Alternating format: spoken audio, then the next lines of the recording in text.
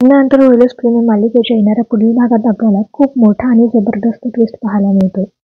अनिशा आता पार्थला विचारत असते की ही रूम कोणाची आहे. तर आता पार्थ रागातच म्हणतो की ही रूम तर माझीच आहे, पण मात्र तुमच्या मैत्रिणीने हिला काबीज केलं आहे. फक्त ही रूम माझ्या नावावर आहे, पण या रूम मध्ये जे काही चालतं ते फक्त काव्याचं चालतं. तर पार्थच्या बोलण्यावर काव्य आता रागातच पार्थकडे पाहू लागते. तर आता पार्थ घाबरतच म्हणतो की काव्या तुमची रूम आहे, तुम्ही काहीही करू शकता. तर दुसरीकडे आता नंदिनी वसू आत्याच्या रूम मध्ये आलेली असते आणि ती विचारत असते की तिने तुम्हाला बघून एवढी का घाबरते, नक्की काय झाले, असं तुम्ही काय बोलला आहात का तिला. तर वसू आत्या म्हणते की नंदिनी उगाचच माझ्यावर आरोप करू नकोस, ती माझ्या लहान बहिणीची मुलगी आहे, मी तिला कशाला काही बोलू. त्यानंतर नंदिनी पिहूला बोलू लागते की नक्की तुझ्या मनात काय आहे मला सांगशील का. जोपर्यंत तू मला काही सांगत नाही तोपर्यंत मी तुझी मदत कशी करणार.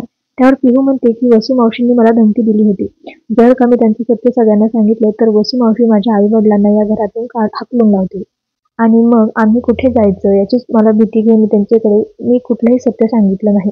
तर आता पिहूचं सत्य ऐकल्यावर नंदिनीला धक्काच बसतो. तर मित्रांनो, आता नंदिनी काय करेल वसू आत्याचं हे पाहणं रंजक आहे. पण तुम्ही मालिका पाहताय का? मालिका तुम्हाला आवडते का? ते कमेंटमध्ये नक्की कळवा. धन्यवाद.